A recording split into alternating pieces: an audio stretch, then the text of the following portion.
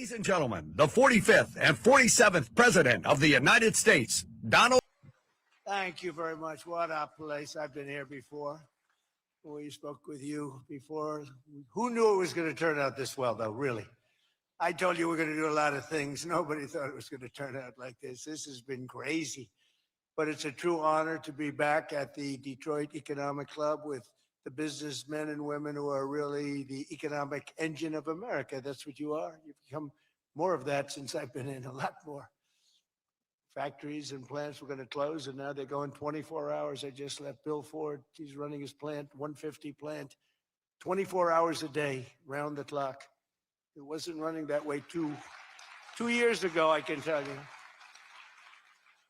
But it's the complex that Ford Motor Company so cherishes. It was a pleasure to see that the crown jewel of Detroit auto industry is what they call it, is still going after 100 years. Can you imagine over 100 years? I especially want to thank the president of the Detroit Economic Club, Steve Gregorian. Where's Steve?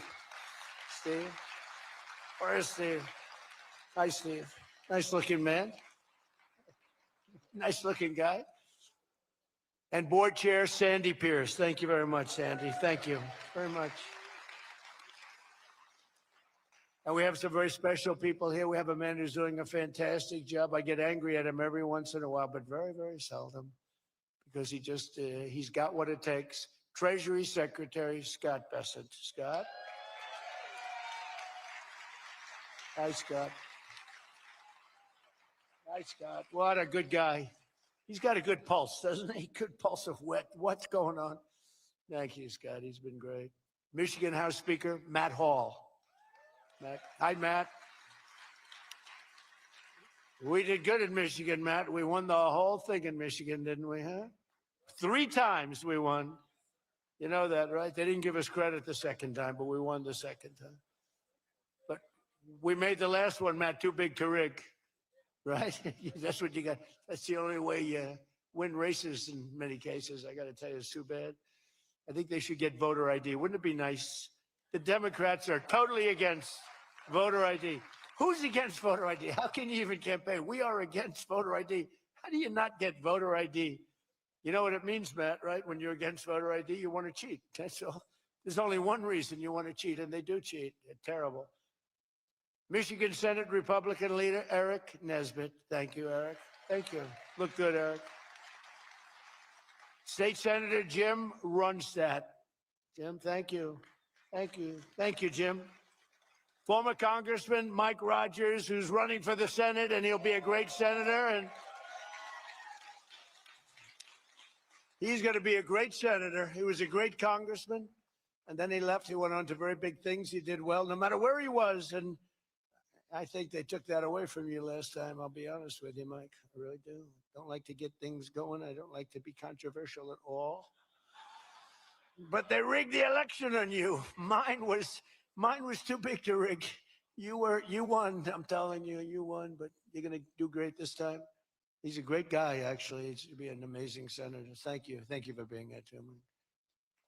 Special envoy to Iraq, Mark Savaya. Mark. Hi, Mark. Thank you. Great job you've done. This guy, he negotiates better than anybody around. Thank you. You need it. With Iraq, you need it.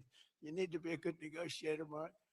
I also want to thank Michigan's great congressional delegation. They're amazing. That's been back in Washington due to a very important vote that's coming up. They had a choice. Sir, we want to be with you, but if we're not with you, we're going to lose. But we'll still be with you. I said, no, I'd rather have you win. Don't worry about it. So we're going to win the vote. Representatives Lisa McClain, Jack Bergman, John Molinar, Bill Heisinger, Tim Walberg, John James, and Tom Barrett. They're great people, every one of them. And as many of you remember, I came here at the height of the 2024 campaign to lay out my plan to bring jobs and factories and wealth racing back to the United States and coming back to the great state of Michigan. And just a few weeks later, the people of the state and the voters all across the country endorsed that vision in a landslide victory. We won everything. We won all 7 swing states. We won the Electoral College 312 to 226. We won the popular vote by millions and millions of. Oh, it's so nice to win the popular vote. I won the popular vote all 3 times too, but we're not going to get into that. But the first time they said I didn't win the popular vote, but I won the Electoral College. So they always said, while he didn't win, this is the way I got introduced every time. While he didn't win the popular vote, he won the Electoral College, you know. So this is the way I was introduced for 4 years. And guess what? We said, I'm going back and we're going to win and we won the popular vote by a lot. So they can't say that crap anymore.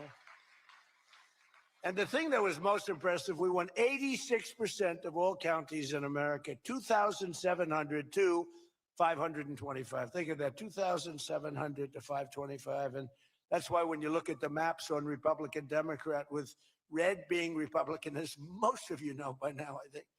Every once in a while you see one where they have it reversed. I said, why would you do that? Well, we think it looks better. I said, look, red is Republican. Let's not try and change the voters' minds on things. Just do it that way. And the map was virtually all red. That was about the counties. That was the 2,700 to 505, 550, I think is the exact number. Most importantly, we won a historic mandate to make America great again. And that's what we're doing. We're making America great again like never before.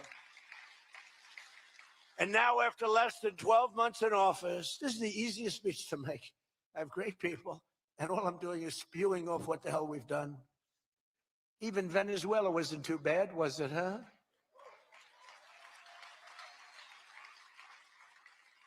But you have people, Democrats, they say, I don't know if we should have done Venezuela. I don't know. Anybody that says that hates our country, okay? That was as flawless an attack as there has ever been. And they asked us to help them. They have 50 million barrels of oil. They said, take it. It's $5 billion. And we did. We're working with the Venezuelan people and representatives, and it's amazing. But that was an amazing situation. But we did al-Baghdadi, flawless. We did Soleimani, flawless. We did the Iran nuclear attack where we wiped out their nuclear capacity, which would have been very bad. You wouldn't have peace in the Middle East, flawless. We did them all flawless. I want to keep it going that way, too. I like flawless. Think about Jimmy Carter, the great Jimmy Carter, with the helicopters crashing, the hostages all over the place.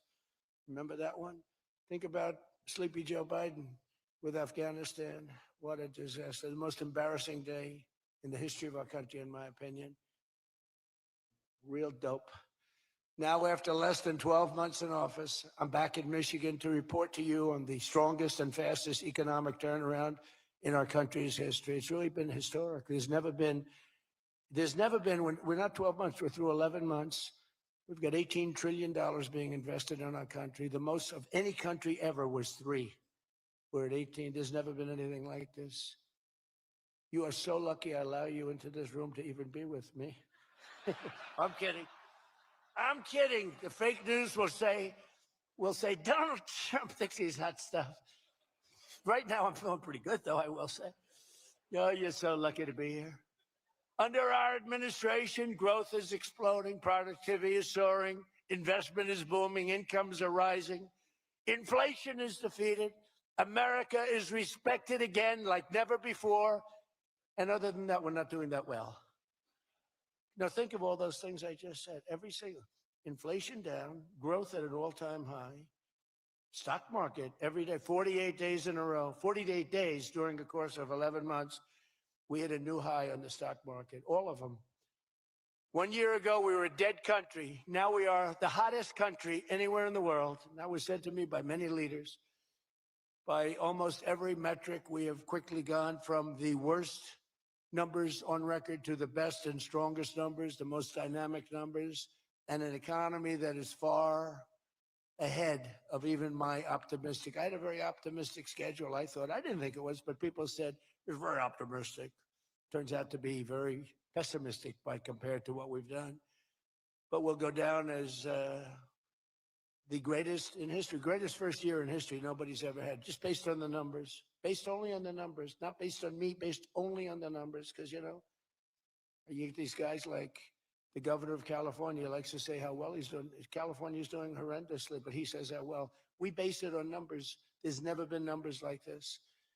through 4 long years before I took office, crooked Joe Biden and his allies in Congress inflicted the economic nightmare known as stagflation.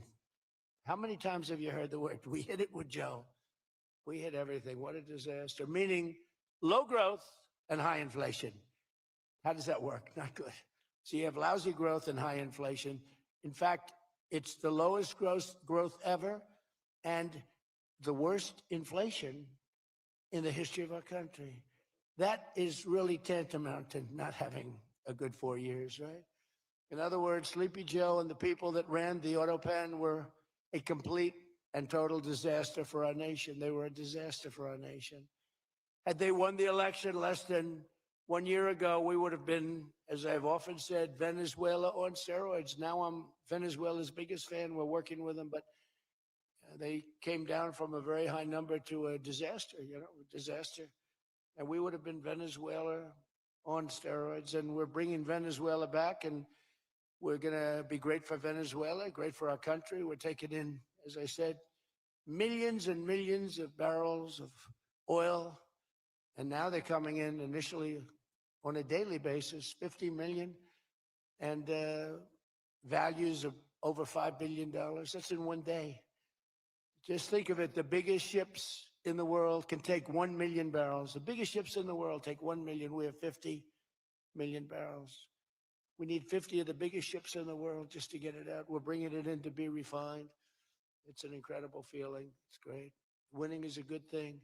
We're going to work with Venezuela. We'll make that country very strong again. We'll get oil prices down even further. We have it down at about a 6-year low, 7-year low, but we're going to get it down further. Joe Biden gave us a colossal stagflation catastrophe, but my administration's rapidly and very decisively ended that. We have quickly achieved the exact opposite of stagflation, almost no inflation and super high growth. So we have the highest growth we've ever had.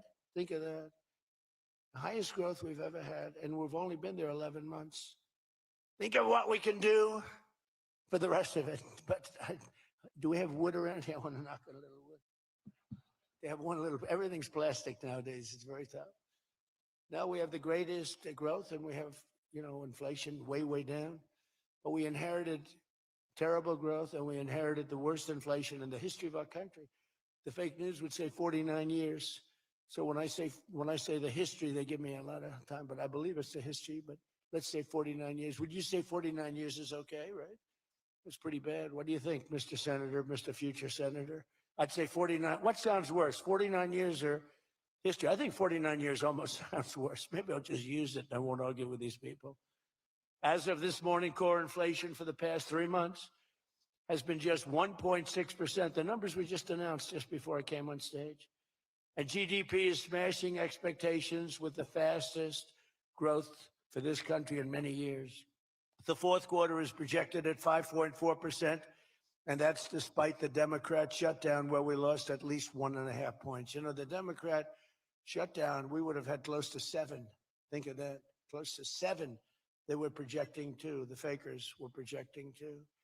And if we keep deregulating and adding more capacity, like I saw today at Ford, and if we don't raise interest rates every time good news is mentioned. In the old days, I'm probably old. I used to be up at these lecterns and I'd say, I'm younger than pretty much everybody in the room. Now I say I'm older than pretty much everybody in the room.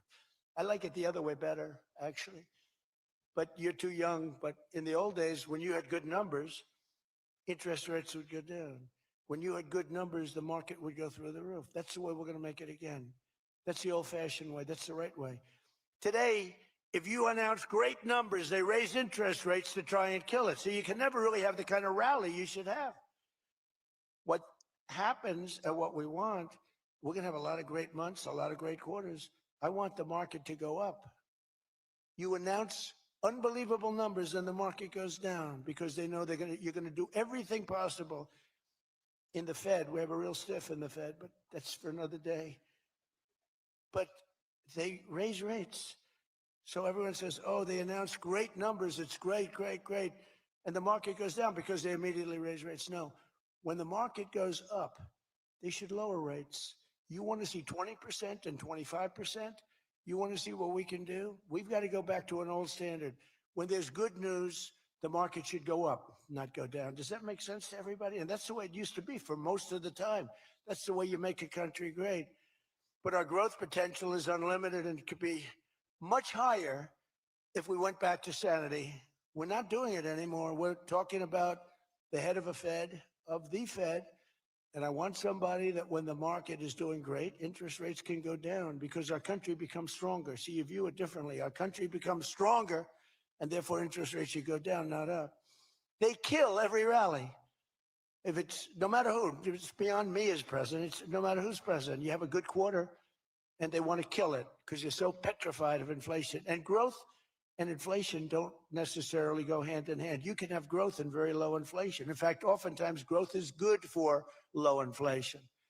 So we're going to work on that, Scott, right? I think we're going to work on that very hard. I mean it so strongly, it's sickening. We announce good numbers and we see the stock market drops 300 points. I say, what the hell is going on? Do you agree with me? It should be just the opposite. All right, Scott agrees, so I'm very happy about this. That means if he didn't agree, I wouldn't do it.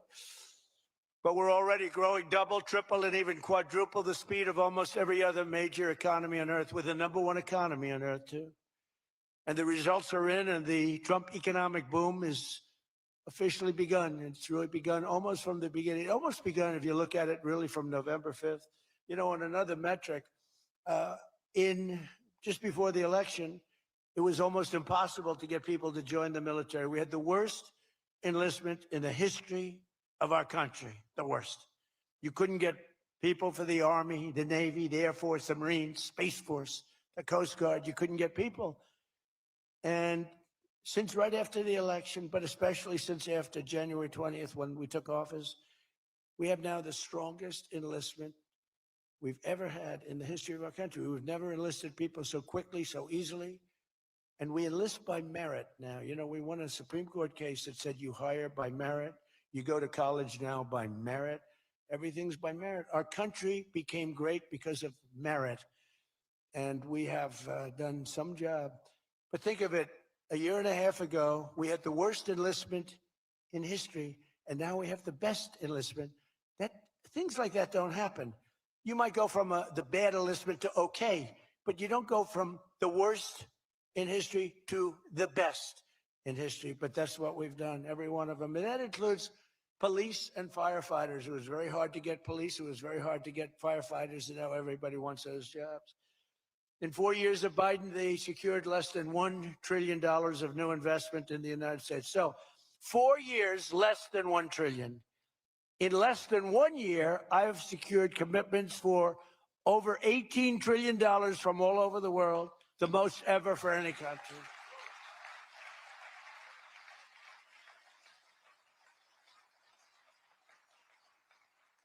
Think of that, though. They did, and I'll tell you what, had she won, it would be a disaster because you were having people leave. You would have not had 1 trillion. You would have had 5 trillion, 10 trillion leaving the country, and your welfare would have doubled. When you look at what's going on in Minnesota, is that a disgrace? Is that a disgrace? But we'll talk about that. Under Biden, we had the highest trade deficit ever recorded, losing more than $1 trillion every single year. How about that? It was killing Michigan, and everywhere else in our country was being absolutely destroyed.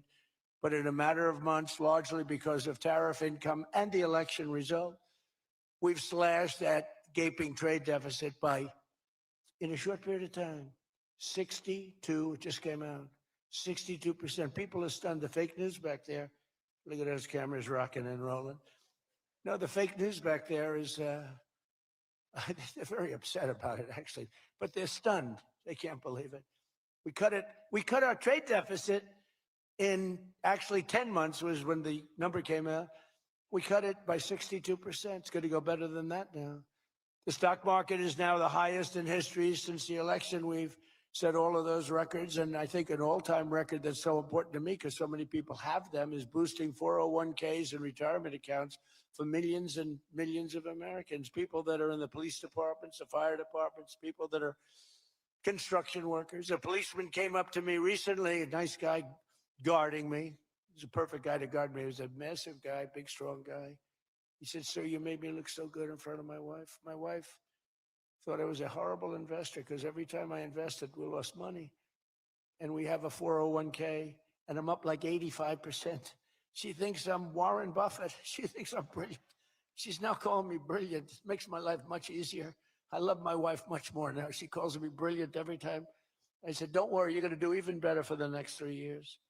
But one of the biggest reasons for this unbelievable success has been our historic use of tariffs. There was the tariff that made America strong and powerful in past generations, and then we got off it and we went to the income tax system. Great going, fellas. You know, we were the strongest in 1887, relatively speaking. That was around the McKinley time, Teddy Roosevelt and some others, but we were really strong. It was all tariffs. And I know what happened. Some of these countries got together and they say, hey, convince the United States that it's no good, the tariff system is unfair to us. And so some genius, I know who, I don't want to get into it, but some genius said, oh, let's go to an income tax system. So instead of foreign companies and countries paying everything, the people started paying. And then after that, you had a depression, but that was a long time. That was in like 1913, you had the tariff switched into income tax. And then in and they like to blame tariffs. You ever notice they blame tariffs? No, they brought tariffs back in 1932. They brought them back to try and save the sucker.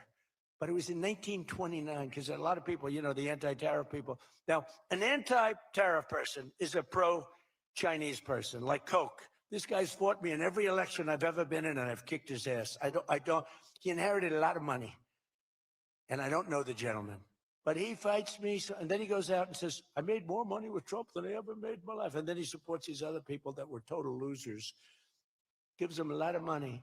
But he made more money. Everybody makes money with me. I always made money for people. Now it's tariffs that are making money for Michigan, and the entire country is stronger and safer and richer than ever before outside of that period of time. Now, if they had what was called the Great Tariff Act of 1887 or something like that, and it was a great group of people like yourselves. They picked really smart people to sit on a committee.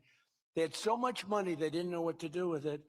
And they wanted to have the money given away. You know, we built the Panama Canal out of tariffs. We did a lot of things. Panama Canal was the single biggest investment, relatively speaking, that this country's ever made. Would be the equivalent of trillions of dollars today. And Jimmy Carter gave it away for $1. It was also the most profitable thing ever built. Thing. In other words, like buildings or casinos or anything, the most profitable thing ever built was the Panama Canal. And brilliantly, Jimmy Carter thought the country of Panama should have it, even though we lost 36,000 people to the mosquito. You know that, right? To the mosquito and a certain snake, which was not a very nice reptile. This was a brutal reptile. You got bit, it was over. It was just like, bye-bye, everybody. We lost 36,000 people. Malaria, the mosquito, and the snake. And he gave it away for $1.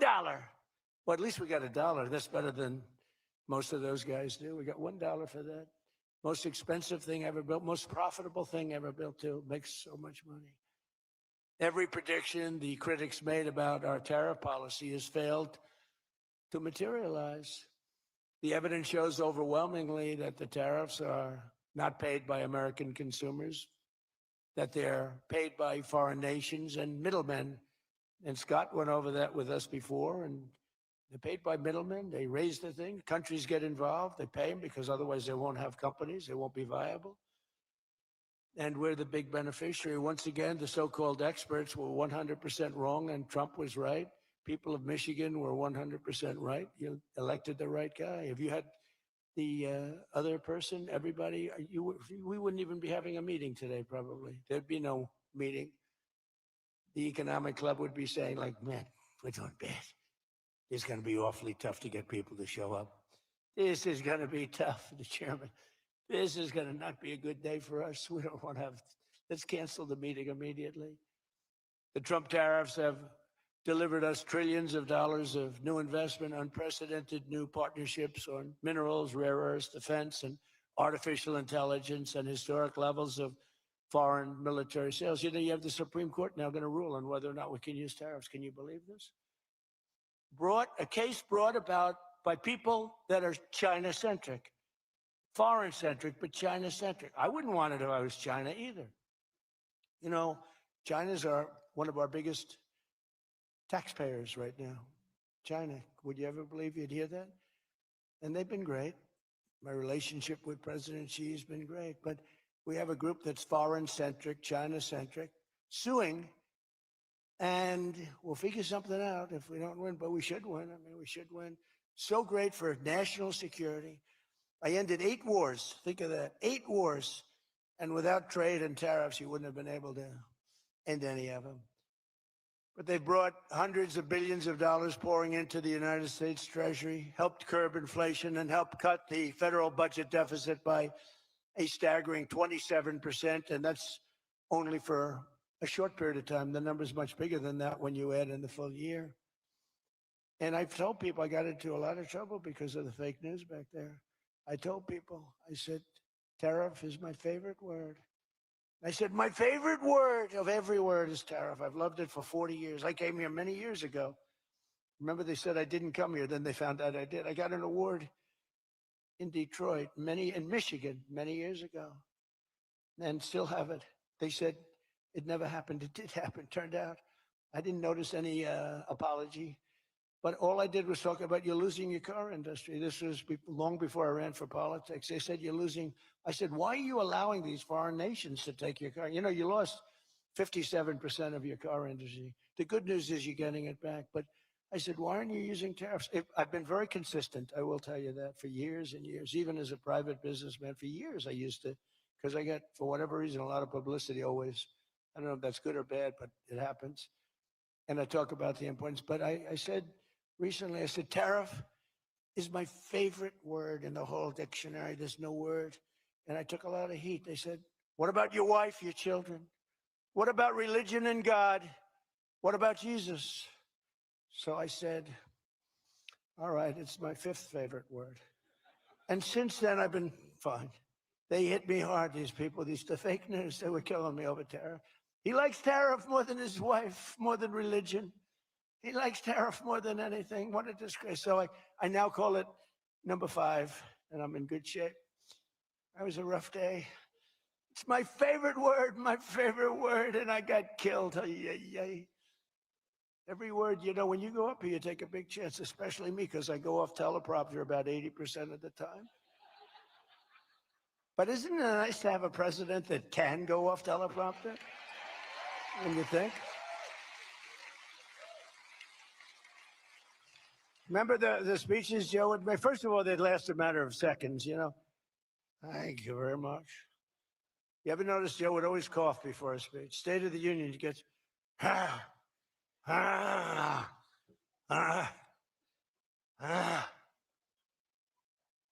ladies and gentlemen.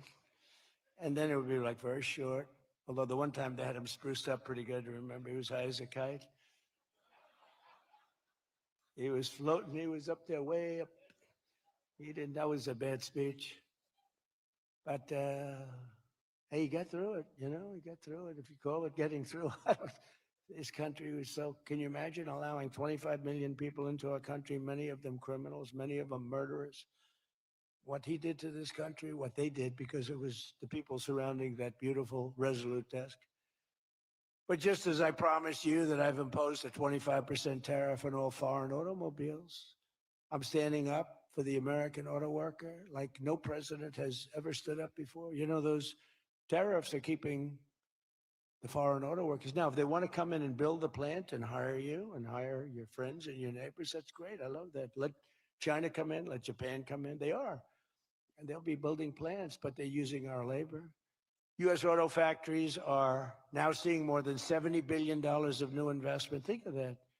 They were leaving. They were all going. They were going in the opposite direction. Now they're pouring back. It's the greatest. Nobody's ever seen anything like it.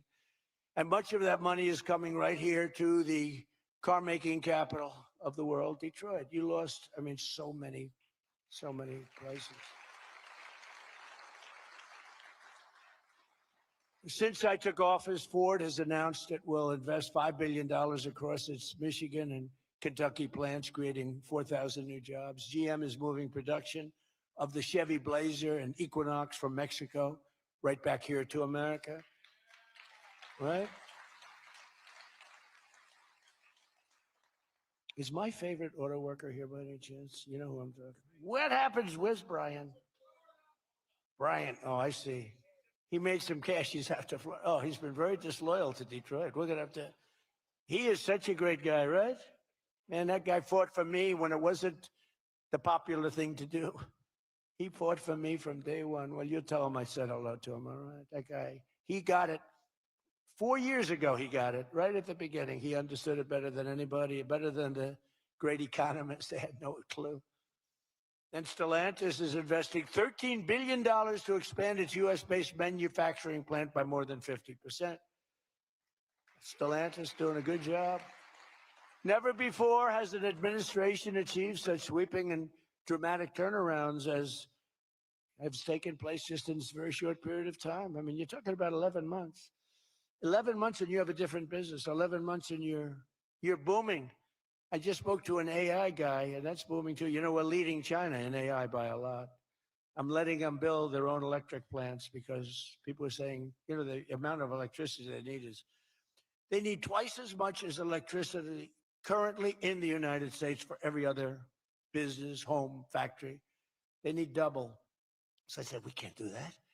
And then I had the idea. When they build these $50 billion plants, I'm going to let them build, and they're already building big electric plants to take care of their plant. And any excess electricity, they'll sell it back to our country. It's an unbelievable, and therefore, we're going to build, I think if they really added, you know, you hear how much, and I have great respect for China, but you hear they're building a lot of electricity, but we are too. But we're having it built privately. They're going to own their own electric. They're becoming their own electricity producer. And when they heard this idea, they thought it was great, but they didn't take it seriously because they said it's too good to be true. But then they realized that I was serious. They were getting them 2 and 3 week approvals. They don't have to wait for 20 years before they get rejected. You know, in the old days, they had to wait for 20 years and then they get rejected at the end of 20 years. Guys would give up their whole career trying to get one approval and then they get rejected. In every aspect of our agenda, we're putting America first, and nothing will stand in our way. Nothing's going to stand in our way. Nothing.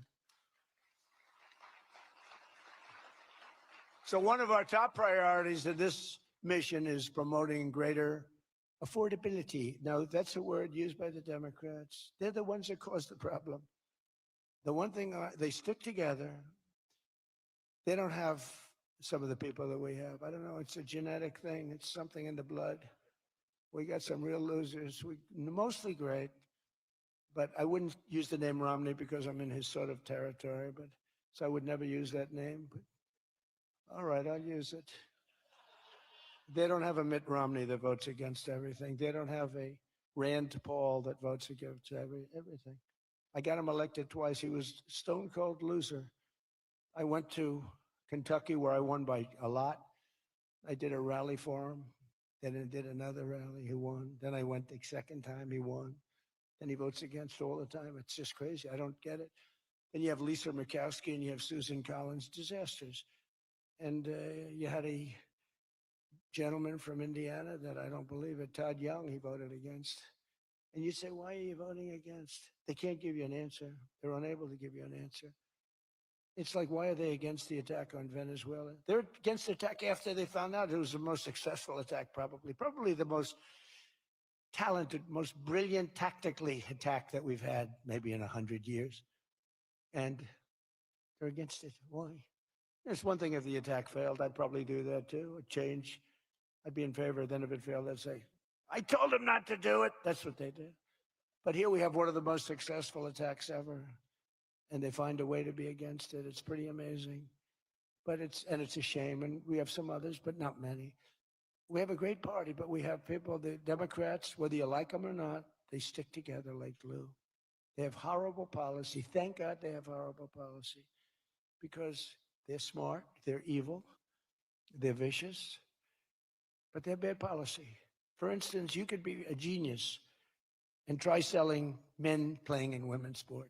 You could be a genius, try selling transgender for everybody, open borders, let the world come in, let the world's prison population come into the United States, including all of the murders, 11,888. That's what we're trying to get out of Chicago and Minnesota and these places. So they stick together, which I admire because I'm a very loyal person, but they have horrible policy. Can you imagine if they had good policy? They were on this morning talking all the reasons that men should be playing in women's sports. They had a football guy there, flag football. This guy was like 6'6". He weighed 290 pounds with zero body fat. And they had a few young women. They were the size of his leg. He wouldn't have had to run. He could have just walked. They couldn't have done a thing about it. 10 of them would have to jump on him that wouldn't have had any impact. I don't think he would have been like a fly. It's so ridiculous. It's so demeaning to women. It's so demeaning. Look at the weightlifting records. I mean, the record got beaten by 112 pounds, a record that stood for 18 years. 1 ounce they'd put on stood for 18 years. Guy comes along who was a poor lifter as a man. He was at the lower portion of the class. Comes along and broke the record by 112 pounds. Think of that. They fought for years to beat that record. How about the swimming records? I mean, you can go to sleep during the time the man comes in and the woman. You can go take a nap for a little while. How about the long distance race that took place not so long ago? Long distance, these marathon deals. They had top men, top women. The man came in. The woman came in 5 hours and 14 minutes and 36 seconds behind the man. Think of it. You're waiting. The man comes in. Now you're waiting 5 hours. What do you do if you're the parents? You go home and sleep for a while. Who the hell wants that? It's so demeaning to women and who are great athletes. It's so demeaning to them. And it's right now in the Supreme Court. I can't believe it would even go to the Supreme Court. I mean, could you imagine 20 years ago talking about men playing in women's sports? They'd think you're crazy. Or transgender for everybody. If you said there will be no mutilation on children, that's one of my standard lines. We will not allow the mutilation of a child. Can you imagine having to say that 15 years ago? People would say, is that guy crazy? Of course we won't. But we're living in a different time. It's a crazy time we're living in. After real wages plummeted by $3,000 under Sleepy Joe Biden, real wages are up by $1,300 in less than 1 year under President Trump. For construction workers, wages are up $1,800. Don't forget, they were down $3,000. Factory workers over $2,000, and for many other workers, over $5,000. And I just gave the military, because we're doing so well, we're taking in so much money with the tariffs, I just gave them $1,776. You saw that, right? Did you see that? They had 75, and I said, you know, if you had $1 more, $1,776. They said, that was a good idea. We could afford $1 more. We gave them $1,776. Meanwhile, grocery prices are starting to go rapidly down. Rent is down. Airfares are down. Hotel rates are down. Cell phone prices are down. And we're just getting started. But more importantly than going down, our growth is through the roof. It's way up. Among my first acts in office was to end the radical left war on oil and gas and stop the crusade to kill American energy, and frankly, to open up cars so that you don't have to have an electric car. I love electric cars. I think they're great. I like Elon a lot. I don't think he was too happy with my policy of opening it up, and I can understand that. But I've been saying it for 4 years. They wanted everybody to have an electric car in a very short period of time. There was no way to build the stations. There was no way to get it done. I want you to have gasoline-powered cars. I want you to have electric. I want you to have hybrids. I want you to have everything. Hydrogen, I don't know about. I'm hearing it's not testing so well. It's fine, except when there's an explosion, you're a goner. Now, have you heard that with hydrogen? I have one guy who's trying to sell hydrogen, and I say, yeah, but, sir, that only happens 1 in 100. Oh, great. When it happens, they find the body like 300 yards down the road. So I said, I'll pass on hydrogen. Maybe there's something I don't know about, but is anybody in the hydrogen car business? Gasoline is now under $2.50 a gallon in 17 states and under $2 in many places. We have some states it's $1.95, $1.99, $1.97. As we speak, these are gas stations, and think of that. We have gas stations in the Detroit area where you can fill up for less than $2.30 a gallon, whereas 2 years ago it was $4.50, and in many places it was way over $5. Think of that, $2.30. You see it. That's like a massive tax cut, which we gave you under the great big beautiful bill, by the way. No tax on tips, no tax on Social Security, no tax on overtime. And with our extremely successful operation in Venezuela earlier this month, that number soon is going to go lower because we're going to have a lot more energy. We're going to have a lot more, as opposed to a country that's going to be totally shut down. No fuel, no gasoline. And it's, they say it's got more than Saudi Arabia. Who knows? Got a lot. And by the way, to all Iranian patriots, keep protesting, take over your institutions if possible, and save the name of the killers and the abusers that are abusing you. You're being very badly abused. If the numbers are right now, I hear 5 different sets of numbers. I hear numbers. Look, 1 death is too much, but I hear much lower numbers, and then I hear much higher numbers. But I say save their names because they'll pay a very big price. And I've canceled all meetings with the Iranian officials until the senseless killing of protesters stops. And all I say to them is help is on its way. You saw that I put tariffs on anybody doing business with Iran. Just went into effect today. And I say, make Iran great again. It was a great country until these monsters came in and took it over. And it's all very fragile. What would have happened to us? I'm telling you.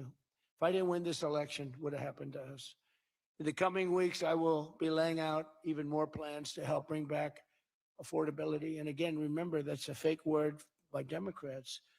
Prices were too high. They caused the high price. They never want to talk about affordability. They always go, this is an election about affordability. I say, they caused it. But they're good at that stuff. They're good at that stuff. They're fake. And they're good at that stuff. It's an election about high prices that was caused by the Democrats and that I brought down a lot. And remember, when you see energy coming down like I brought it down, and gasoline coming down, that brings everything else down. It's so much bigger than any other factor. When gasoline gets to be $1.99 a gallon, everything comes down. The donuts come down, the truck that delivers the donuts, the stove that makes the donuts, the whole thing, it all comes down. And it's coming down much faster than anybody can even believe. And remember, though, I always say, because here, normally when that goes down, the world comes down. That's the bad way of bringing it down. Our growth is through the roof. So I always want to say that whenever I say prices are coming down, but our growth is going way up. 2 beautiful events, the exact opposite of the Biden administration. As part of those efforts at Davos next week, I'm going to provide much more detail about our housing policies so that every American who wants to own a home will be able to afford one. We have some great things happening with housing, as you know. You saw the $200 billion buy-in on bonds and mortgages. This will include a ban on large institutional investors buying up single-family homes all over the country and making it impossible for people to buy a home. And I've also announced that the U.S. government is purchasing $200 billion of mortgage bonds to bring down mortgage rates, and it's had a huge impact. It's already started. And just last week, the average 30-year mortgage dropped below 6% for the first time in many years. It's coming down very rapidly, and that's not with the help of the Fed. If I had the help of the Fed, it would be easier. But that jerk will be gone soon. In addition, I proudly called for the credit card companies to cap interest rates at 10% for 1 year because they're getting 28 and 30% and 32%. And it's unfair. The rates are way too high. To provide further relief to hardworking Americans, we'll also be confronting one of the biggest factors in driving up prices, the monstrosity known as the Unaffordable Care Act. You know what that is, right? It's Obamacare. It's a great name, Unaffordable Care Act. Nope. Did anybody ever think of that one before? It's true. It's the Unaffordable Care Act. Obamacare was a gift to make health insurance companies rich at the expense of the American people. In particular, the so-called enhanced premium tax credits were a corrupt payoff to the insurers, whose stock prices went up more than 1,000% after Obamacare was signed. I want the same money I want it to go directly, very simple. I want the money, those big amounts of money paid for by the government, to go directly to the people so they can buy the health care that's right for them. They can negotiate their own deal, health care savings account, but they'll buy their own health care. And everybody loves it. That's why later this week, I'll announce our healthcare affordability framework that will reduce premiums for millions of lower drug prices, delivering price transparency and demand honesty and accountability from insurance companies all over the country, all over the world, actually. Healthcare costs will come down very fast with my most favored nation executive order. We're doing most favored nation drug prices. When we would have drug prices stay the same, everybody thought it was great. They're going to be coming down thousands of percents.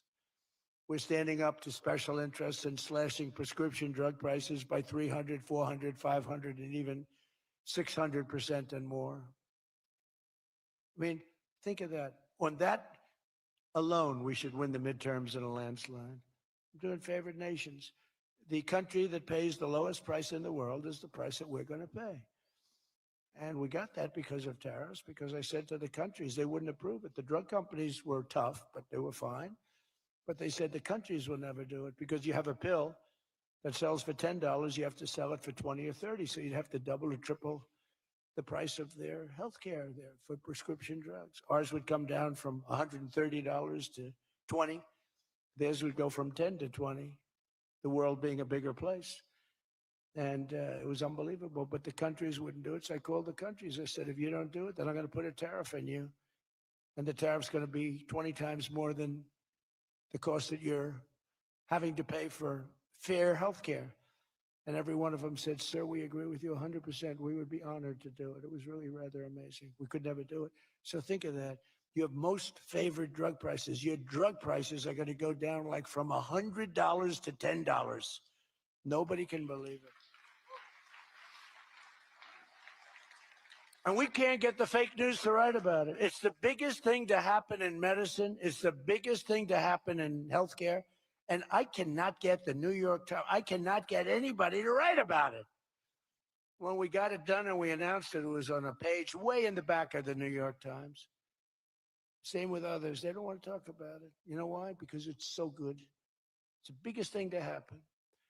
Over the past 12 months, almost every promise I made to you right here in 2024 has been kept. I've kept all my promises and much more. I mean, I've given you much more than I gave you promises, and I produced much more than I said I was going to produce. I gave you the largest tax cuts in American history, cutting taxes across the board in the great, big, beautiful bill. And as I told you, I mean, who would have gotten you no tax on tips, as I said before.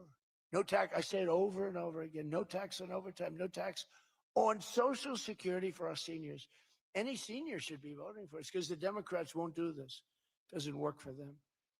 And we also made interest on car loans fully tax deductible so that when you go out and buy a car, if you have a mortgage or you get a loan on a car, you're allowed to deduct interest for the first time ever. That's never happened before.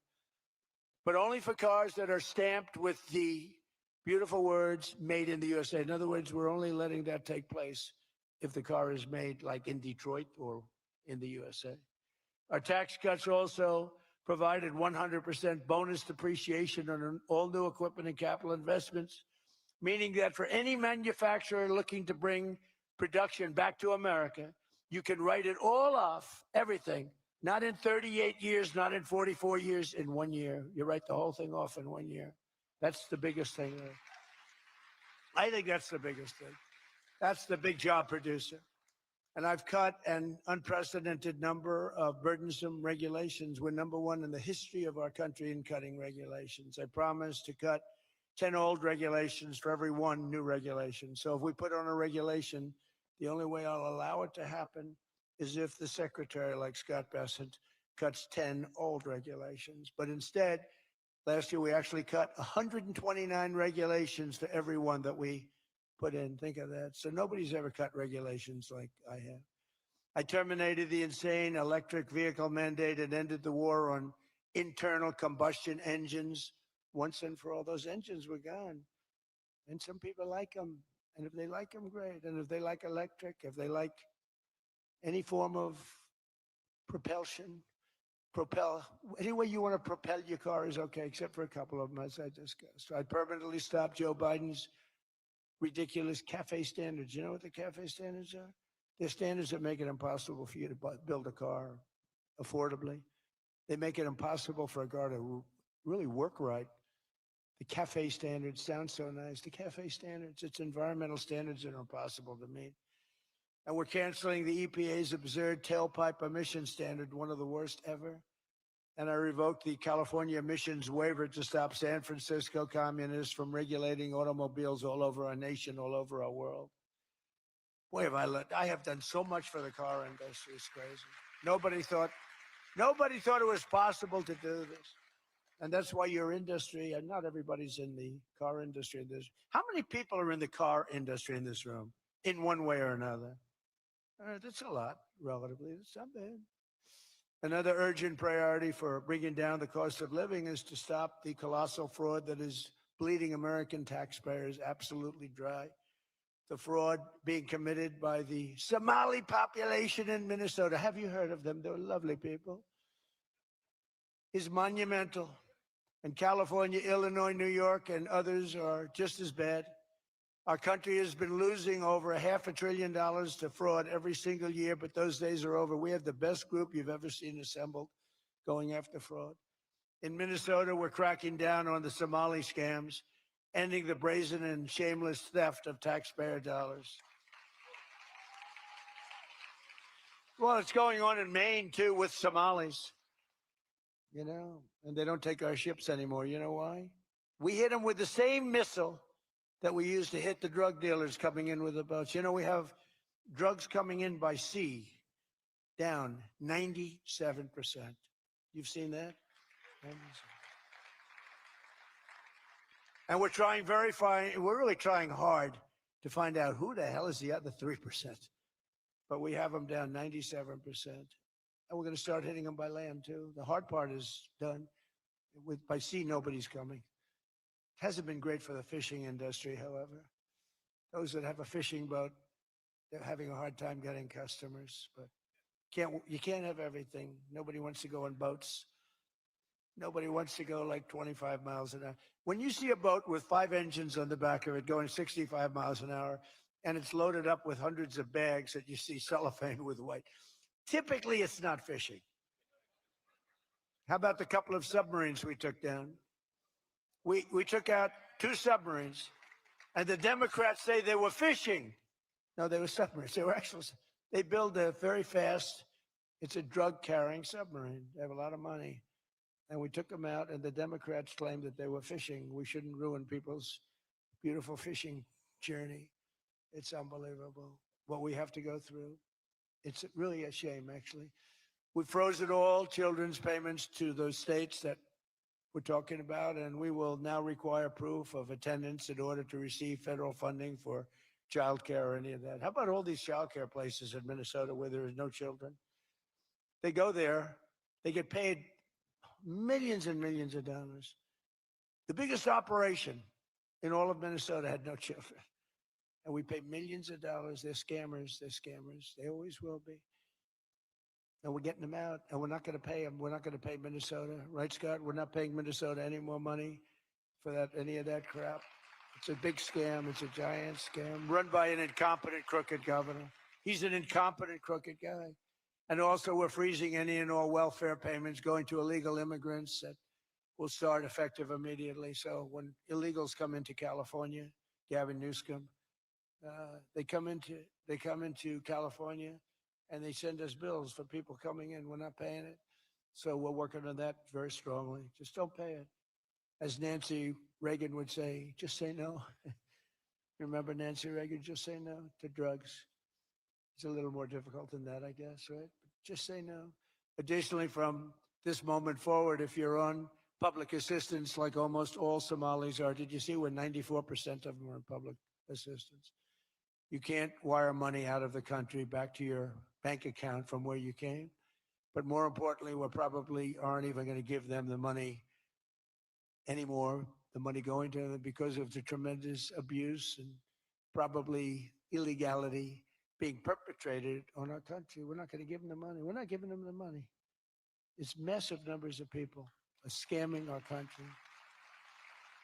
You know, they came from a place with nothing, and they come here and they drive around in Mercedes-Benz. You know, the Mercedes-Benz dealers do well in that area of Minnesota. Can you believe it? They have nothing. They get welfare payments, and they have Mercedes-Benzes. It angers me so much, but we're going to straighten out our country. This was done under Biden and Obama, very much under Obama. It all started under Obama. And we just can't. We got a great country. We're not going to screw it up. But this was one of the great scams ever. They have the same thing, Somali in Maine. Who would think? I never saw that happening. But in Maine, it's really crooked as hell too. But it's not just Somali. It is them, but it's not just. There are many other places, many other people. The whole country. If we stop this fraud, this massive fraud, we're going to have a balanced budget. That's how much money you're talking. We'll have a balanced budget without all the growth I'm talking about. And then you add the growth, we got one hell of a country. We're giving 90-day notices to places like California, Scott. Right away, we're going to send out that notice. Who would bill the federal government as people poured into the state to send those people back because no country can afford to do it? No country can afford to take in millions of people, pay for their education, their health care, their hospitals. You just can't do it. And we all have a heart. You can't do it. But many of those people are murderers. They're people released from jails, prisons, mental institutions, insane asylums. They're people that are drug dealers. They're addicts. Additionally, starting February 1st, we're not making any payments to sanctuary cities or states having sanctuary cities because they do everything possible to protect criminals at the expense of American citizens. And it breeds fraud and crime and all of the other problems that come. So we're not making any payment to anybody that supports sanctuary cities.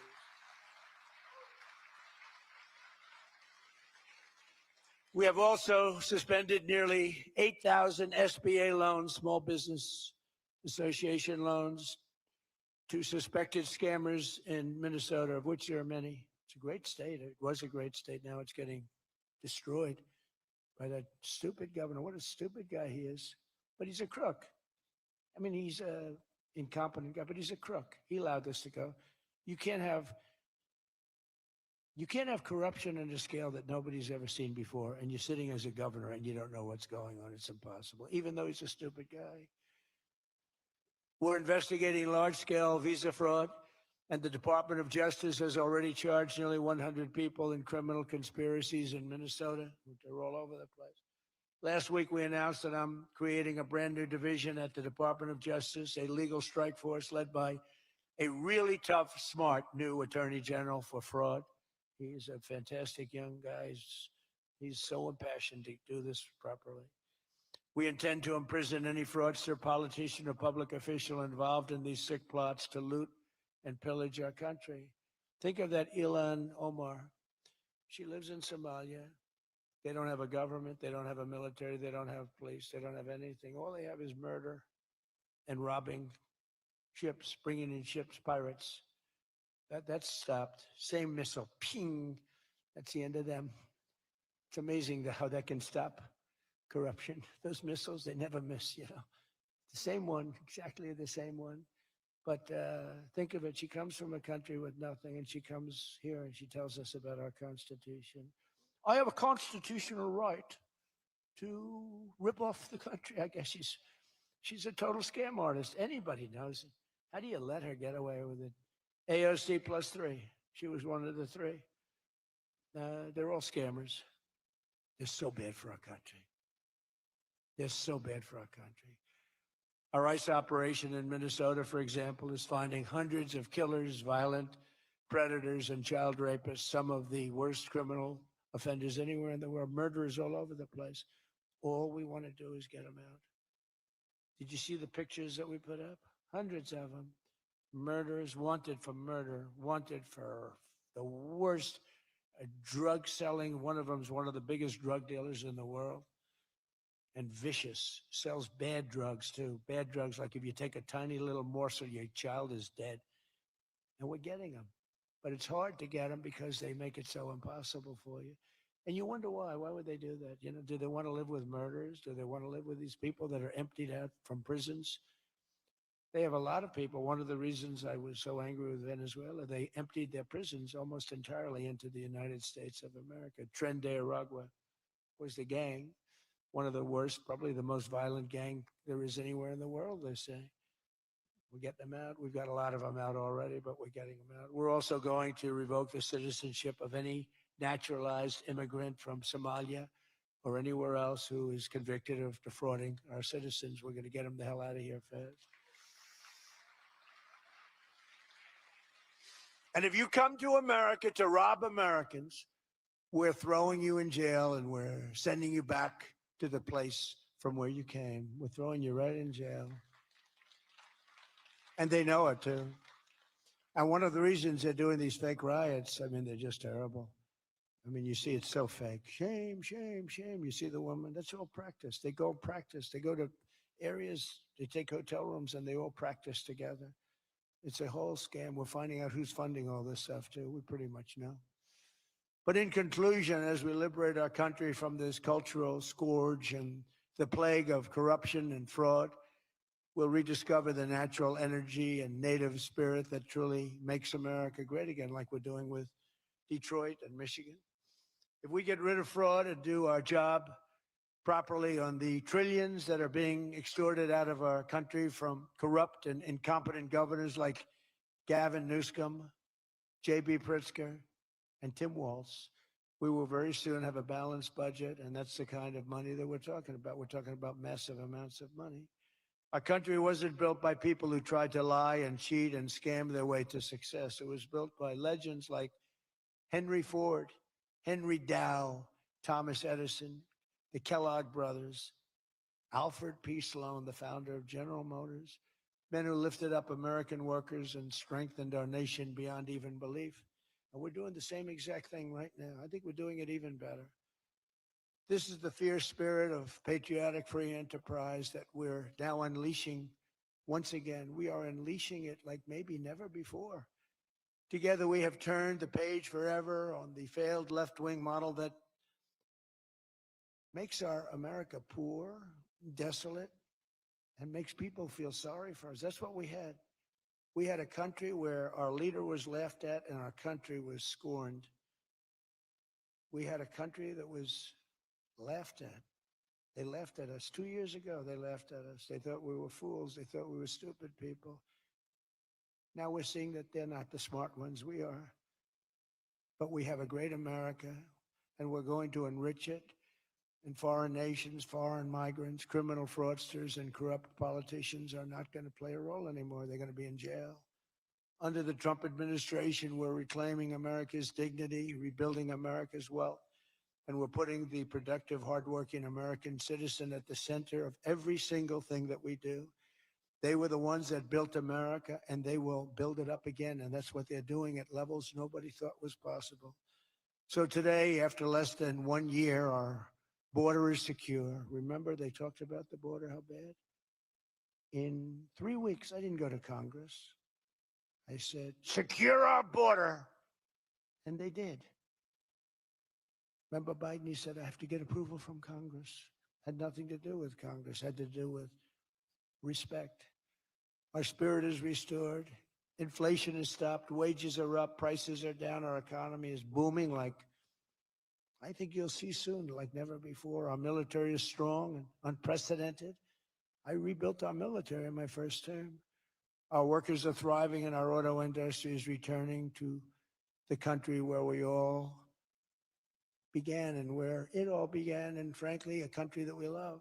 The United States is winning again, and we're rapidly making America and the great state of Michigan greater and more prosperous than ever before. I want to again thank the Detroit Economic Club. You do a fantastic job, so respected. God bless you, and God bless America. Thank you very much, everybody. Thank you.